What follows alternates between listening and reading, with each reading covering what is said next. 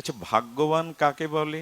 আমরা আমাদের এই জগতের চিন্তা চেতনায় ভাবি যার বহু বিদ্যা আছে, যে উচ্চ কুলে জন্মেছে, যার কাছে বহু ধনসম্পদ আছে, অর্থাৎ স্ত্রী আছে, লক্ষ্মী আছে, ইনি ভাগ্যবান। ভাগবত তা বলছে না। কারণ আয়ু যতই হোক একদিন মৃত্যু আপনাকে বরণ করতেই হবে। আয়ু চিরদিন থাকবে। আচ্ছা, ঐশ্বর্য, শ্রী অর্থাৎ ধনসম্পদ মৃত্যুর পর সাথে যাবে। আর যার যশ আছে, অর্থাৎ সে খুব বিদ্বান, উচ্চকুলে জন্মেছে, এই যশ যার আছে তার অপযশও আছে।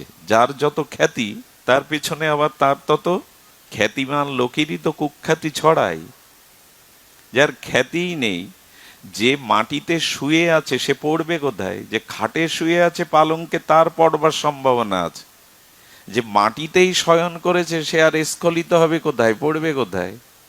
তো যার মান আছে তারই অপমানের ভয় আছে। এবং এই জগতে কোনো কিছু টিকে থাকে না।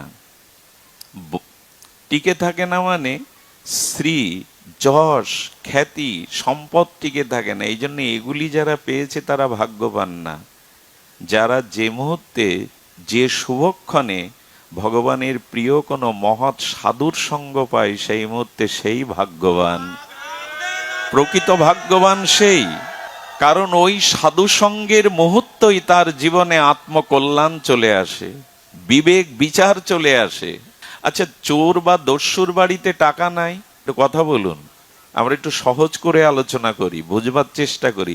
চোর বা দস্যুর বাড়িতে টাকা নাই, বিল্ডিং বাড়ি নাই, তার সুন্দরী স্ত্রী বা গাড়ি নাই, ও কি ভাগ্যবান?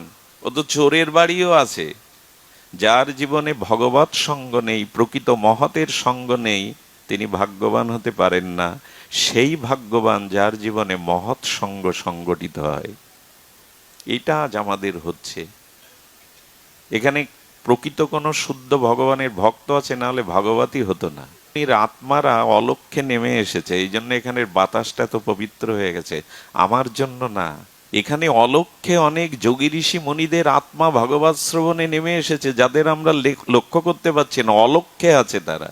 আর শুধু কি তাই, যেখানে ভগবানের গুণমহিমা কীর্তন হয় সৎ মহৎ অনুভববেদ্য সাধুর দ্বারা, ওখানে রাধা মাধব এসে দাঁড়িয়ে থাকেন কোথাও।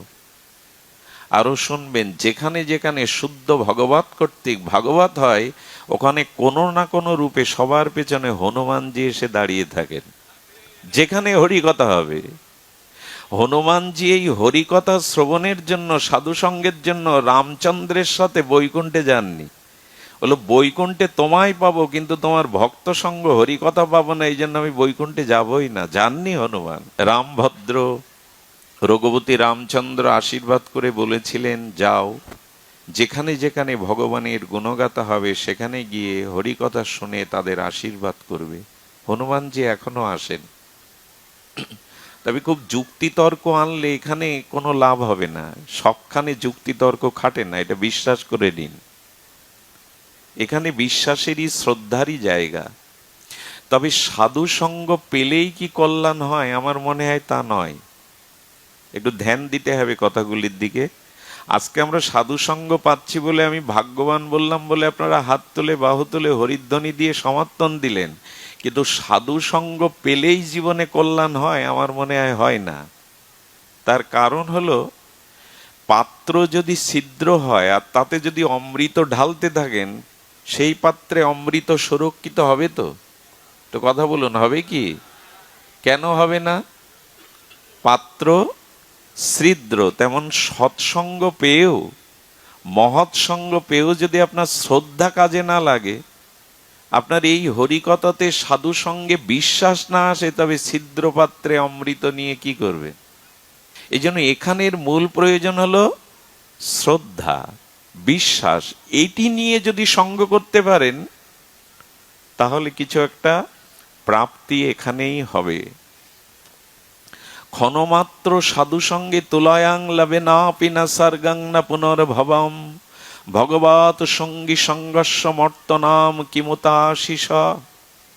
ভাগবত বলছেন, স্বর্গপ্রাপ্তি বা মোক্ষ প্রাপ্তি ততোধিক বড় নয়, অধিক মূল্যবান নয়, ক্ষণমাত্র ভগবানের প্রিয় মহৎ সঙ্গ পাওয়া মোক্ষ প্রাপ্তির থেকে দুর্লভ, মোক্ষ প্রাপ্তির থেকে মহন্তর। ক্ষণকাল